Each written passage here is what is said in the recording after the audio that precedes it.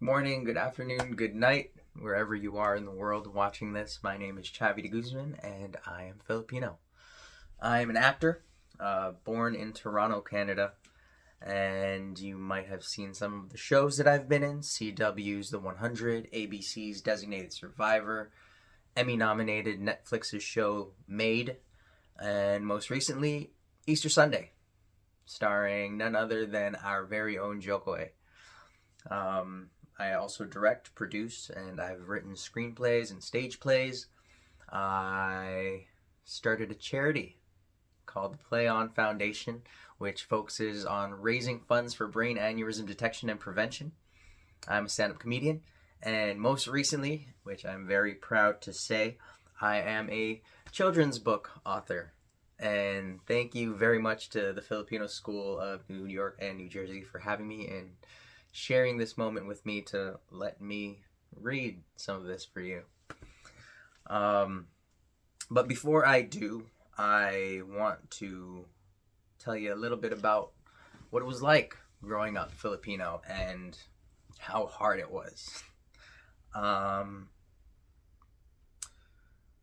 didn't know what it meant to be Filipino. And because I didn't know that, I didn't know how to be proud of being Filipino. So I tried my hardest to be anything but. All I knew about being Filipino was that we were Asian. And all I knew about being Asian was how to be Chinese, how to be Japanese, how to be Korean, even how to be Indian. But never Filipino. And it wasn't until I started to see connections and roots and similarities to different cultures around the world, such as Polynesia and Hawaii, that I learned that we're so much more than Asian. And I'm so happy that more awareness is now being brought to the Pacific Islands as a people, because that's where I learned it's what we're connected to as Filipinos that give us something to be proud of, and how connected we are with Mother Nature and to the earth. And that as a people, that is why we are so loving and so kind, is because of that connection to what is godly. And that's when I learned how to harness my voice, how to harness my artistry, and to put it towards my purpose.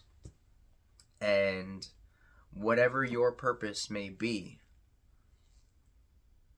drive it with being Filipino, with knowing that our ancestry is resilient and strong and can overcome the greatest challenges that not only other civilizations have thrown at us, but evolution.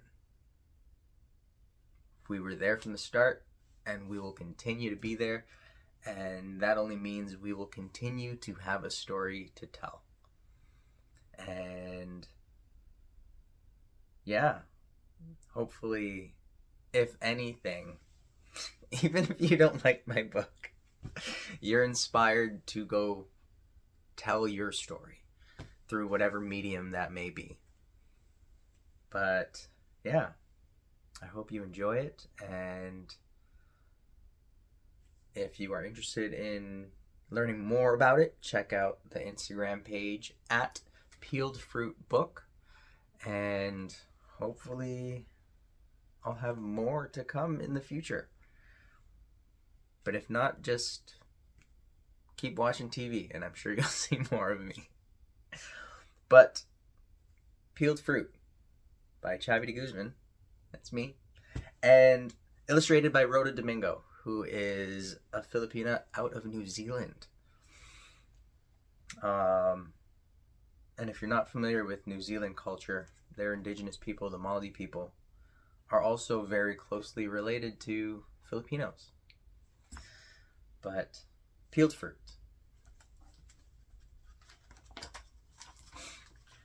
To my pamilya, my kuya Joseph, my dad Fernando, my mom Jesusa, my dad's mom and dad Fernando Sr. and Iriberta, and my mom's mom and dad Teodoro and Marieta. And if you are reading this or listening to it, thank you. Fun fact number 1, the mango is the national fruit of the Philippines. Fun fact 2, the art of carving fruit into intricate shapes and designs originated from the Philippines. Tag us on Instagram at Peeled Fruit Book. It's Thanksgiving dinner at the Guzman house. Kuya, Daddy, Mommy, and baby Fernando sit around the table finishing their meal. Kuya and Daddy are laughing at each other's jokes. Mommy is peeling a mango, and baby Fernando is in his high chair stuffing his face with pasta.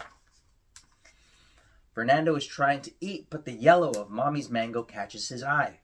He starts to reach for the fruit, but it's too far. Mommy notices and, "Psst, Daddy," he laughs. They agree to let Fernando try some mango. Mommy holds the half-peeled, juicy golden fruit in front of baby Fernando. Fernando's eyes grew twice its size before taking a curious bite. It tastes so good that on his second bite, he squishes the whole fruit into his face. Mommy, Daddy, and Kuya laugh at how messy baby Fernando is getting, but baby Fernando was lost in his mango world. Kuya is playing video games, while baby Fernando is playing with his toys. Mommy is relaxing on the couch, peeling mango slices and putting them into a bowl. Kuya sneaks some mango slices without Mommy seeing, but Mommy sees all. And she also saw him wipe his mango hands on his clean shorts. Mommy tells him to go get paper towel from the kitchen. All the commotion makes baby Fernando look over. Immediately, he is mesmerized by the juicy yellow mango slices on the table. The golden glow magically brings baby Fernando closer to the fruity prize. "Ay!" Mommy yells, to her biggest surprise. For the first time, Fernando is standing on his own 2 feet, taking wobbly steps towards the table. Daddy and Kuya come rushing to see what the noise is. Kuya begins rooting Fernando on. Mommy still screaming in excitement, and Daddy begins frantically looking for his camera to capture this moment. But all baby Fernando focuses on is getting to the mango. And when he finally does, he takes in the mango into his hands and he shoves it in his mouth. Fernando starts to dance, lost in his mango world. Fernando sits at the table, but he's older now, so no more high chair. Mommy is peeling a mango into 2 outside parts and the middle pit. Mommy then carefully slices into the mango parts so they can flare open like a flower. That way you can eat it without getting your hands messy. Fernando starts getting impatient while Mommy hands the flared slices to Daddy and Kuya. So he takes the pit from Mommy's plate and bites, but there's still a peel around it. Mommy sees the sour look on Fernando's face and laughs. Mommy takes the pit back from Fernando and bites back the mango peel and hands the piece back to him. Fernando takes another bite. Yum. Mommy watches everyone eating their mangoes, lost in their mango worlds. Fernando is older now and goes to school. At recess, he always goes to his favorite spot, a quiet place in the playground next to the sandbox. Here, he always puts his lunchbox on his lap, opens it, and takes out slices of mango that Mommy has put in a container. And every day, Fernando sits in the same spot and eats his mangoes. Sometimes he even shares his mangoes with his friends. His generosity makes him very popular by the sandbox. A growling tummy brings Fernando into the kitchen. Fernando looks through the fridge while Mommy is cooking, but there is nothing for Fernando in the fridge. So he tries to sneak a bite of what Mommy was cooking. She flicks his hand away. Mommy laughs. Then she notices that poor Fernando is hungry. She reaches over into the fruit bowl and hands him a mango. Fernando's face lights up, but that fades when he realizes the mango isn't peeled. He asks Mommy to peel it, but instead, she places Fernando in front of the chopping board to teach him how to do it himself. Fernando reaches for the knife, but Mommy quickly tells him to never use one unless there's an adult. They both hold the knife as she shows him how to cut the mango into 3 pieces, 2 outside parts and the middle pit. Then, Mommy carefully shows Fernando how to slice the outside part so it can open like a flower, like how she cut it at the dinner table. Fernando rushes out of the kitchen with his 2 mango flowers, leaving Mommy with the pit. But Mommy knows the pit is just as good as the flowers. She bites back the peel and sucks on the pit while cooking, lost in her own mango world. Years go by and Fernando and Kui are big boys now. They finish dinner and Mommy is peeling mango like she's done many times in the past, but by the time Mommy puts a mango on their plate, they were already out of the chairs and into the kitchen getting ice cream. The boys aren't going to have mango tonight, and it makes Mommy sad because she realizes she peeled too much. But Daddy happily eats the leftover mango. Fernando is in high school now. He sits with his friends by his locker. The bell rings and he closes up his lunchbox and they head to class. Later that day, he comes home and he puts his lunchbox on the counter where Mommy was washing dishes. He kisses her and rushes off to start his homework. Mommy opens his lunchbox to see that Fernando never touched his mango slices. This makes Mommy sad. It's another day. Mommy sees Fernando heading out. He gives Mommy a kiss, and she offers a bag of fruit for him to take. Instead, he takes a bag of chips from the pantry. Mommy is sad that Fernando didn't take the fruit. Maybe it's time for her to accept that sometimes growing boys don't need much fruit anymore. Plenty of time passes, and Fernando is now an adult.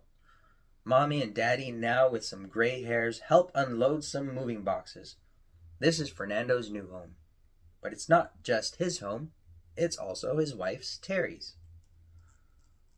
Mommy and Daddy leave, saying their goodbyes, leaving Fernando and Terry to take in their new abode. Fernando endearingly places his hand over Terry's pregnant belly. Terry is resting in the living room while Fernando is cradling their newborn baby, back and forth and back and forth. Baby has been crying for so long and Fernando doesn't know what to do. Finally, in the kitchen, Baby stops crying. Fernando thinks Baby is tired, but when he checks to see if Baby's eyes are closed, Fernando is stunned. Baby's eyes are wide open, staring. Fernando follows the gaze onto the kitchen table and into the fruit bowl and then onto the mangoes in the bowl. Fernando picks up a mango to see if Baby's stare will break, but they're locked onto its yellowness with laser focus. The sound of quiet wakes Terry. Worrying something had happened, she runs around the house looking, but there they were in the kitchen, quiet as a mouse. Fernando, Baby, and Mango. Terry and Fernando laugh at